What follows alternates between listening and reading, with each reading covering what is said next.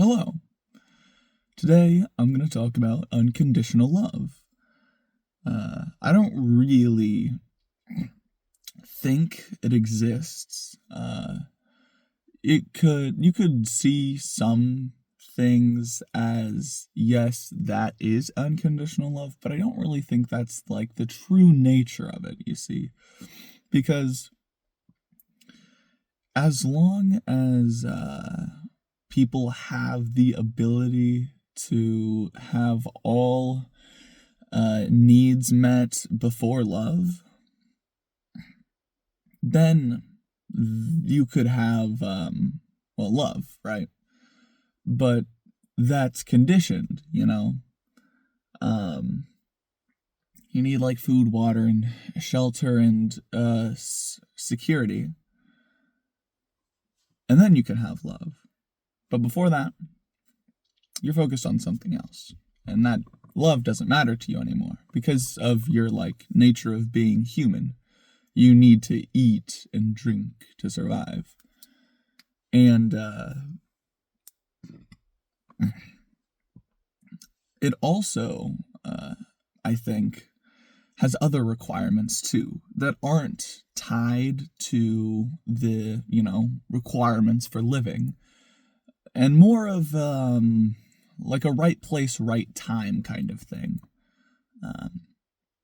And if the relationship starts in the right place at the right time and it grows into, something lifelong or akin to that, then you may think, oh, that's unconditional love because, it's been their whole life.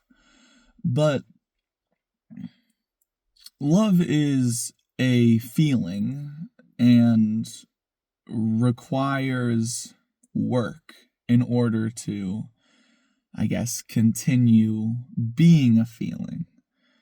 You can be in a relationship and you can love another person, but if you don't put the work in to continue loving them or to satiate the mind's need for novelty, then the relationship will stagnate.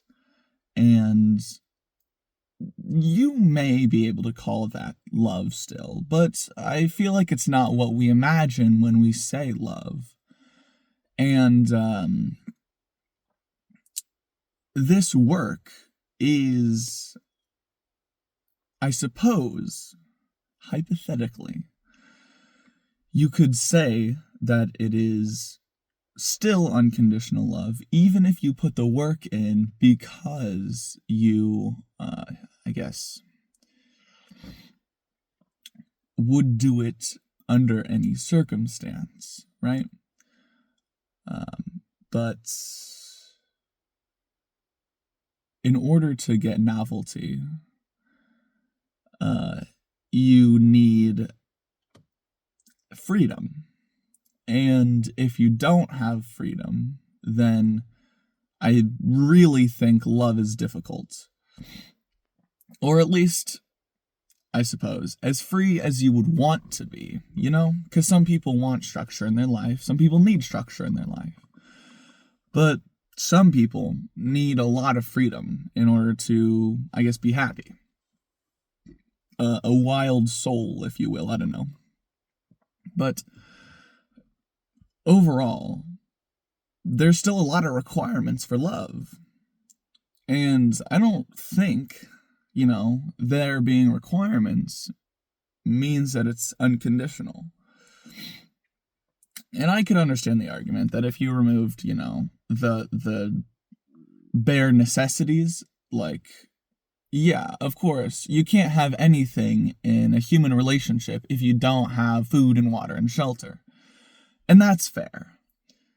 But still, the brain's need for novelty is ever present, and work in order to keep the relationship, I guess, defined, is also another requirement that would make love not unconditional. It would make it conditional, I should say. That the condition being you have to work with your partner in order to keep the love alive. Because you could just imagine it as, the bonds between two people, and those bonds, that the bond between two people is something that can dissociate with time. And if you don't keep that bond strong through means of repairing it if it's ever injured, or nurturing it just in general, then, the bond dissipates and you lose that love.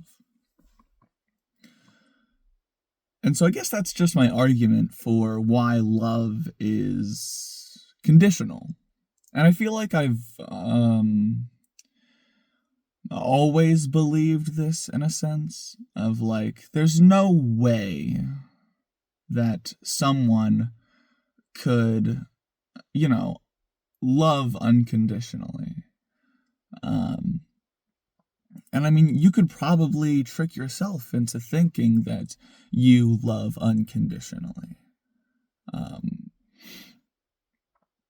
And I guess I eventually went down the thinking route of like, well, I do love nature, but in order for me to love nature, nature needs to have beauty. And in order for nature to have beauty, nature needs to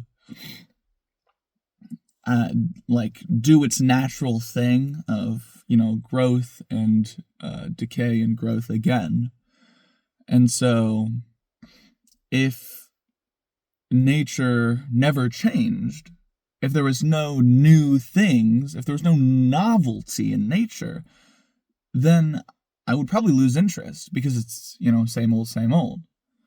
And so it's that need for novelty that is putting a wrench in unconditional love, you could say.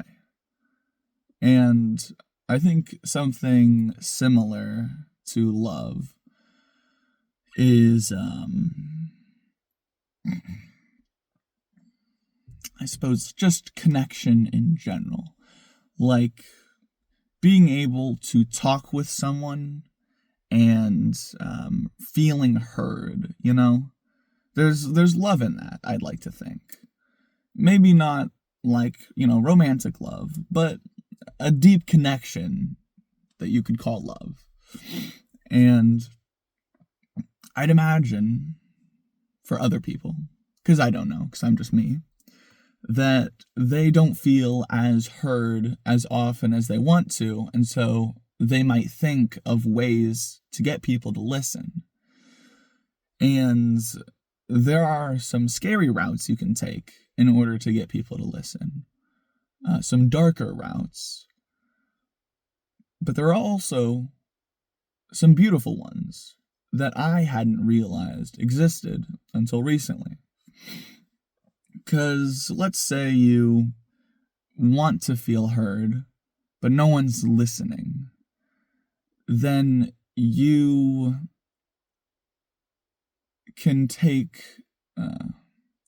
another human feeling and combine it in order to feel heard, that being fear. Because people will listen when they're afraid, right? But that's not a relationship. That's just control. And so you get that sense of control that you're looking for, but you lose the love of the relationship. And you might be thinking, how else could I possibly get people to listen to me? And this might sound a bit cheesy, but you have to first listen to yourself, understand what you're feeling, and then share that with another. Because something that people don't get a lot of insight into is what others think of them. They think about it all the time. Some people do, of course. Some people don't. But they just really, really want to know what other people think of them. And I've been blessed to have some very good people in my life let me know what they think of me. And, thinking on that, I started, trying to really allow myself to vocalize how I felt about certain people in my life, like truly. And that can be really difficult if you, are a bit of a closed off person or a bit cold or just like a male, because no one lets you speak on that. And if you do, you get ostracized. And so taking some time to myself and really thinking about how I felt about these people in my life.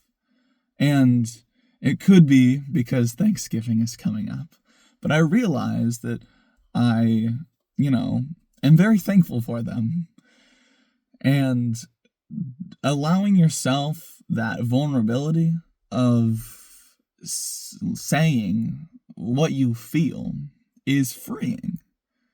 And I feel like the difficulty of saying it to yourself is so much greater than saying it to someone else, right? Because you fear those feelings. And once you can let yourself, run through them, then sharing that with someone else, I think, should be easier. Once you have the feelings, once you've worked through those, then you can give it to someone else. You can let them know how you feel about them. And that's the way to build these bonds. To get people to listen, you first have to, I don't know how to frame this, but, give them those feelings that you feel, and they will give back to you, and they'll return, But it starts with that first exchange where, if you can articulate how you feel about someone, then they might be able to articulate how they feel about you. Maybe not at that moment, but maybe in the future. And so you're, I guess, sowing seeds of love, of an exchange of feelings, because people really like being heard, and they like knowing what people think about them. And if you can truly articulate that, it's beautiful.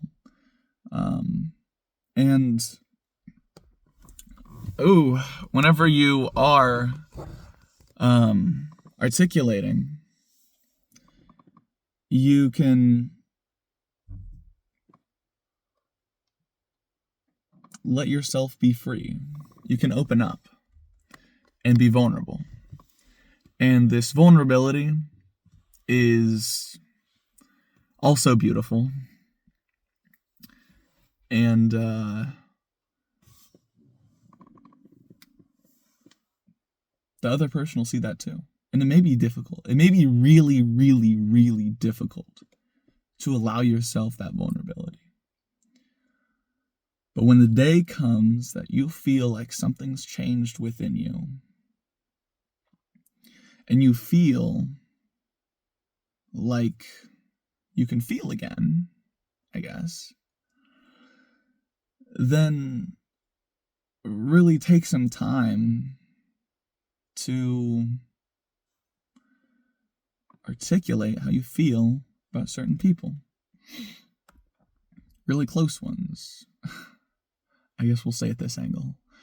People that are close to you, they probably have done a lot to help you. And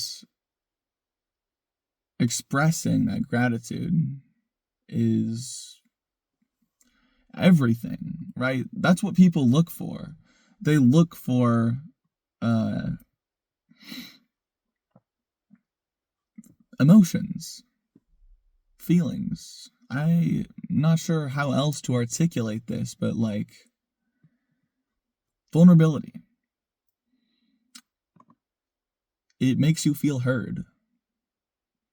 And it's beautiful. Anyways, toodles.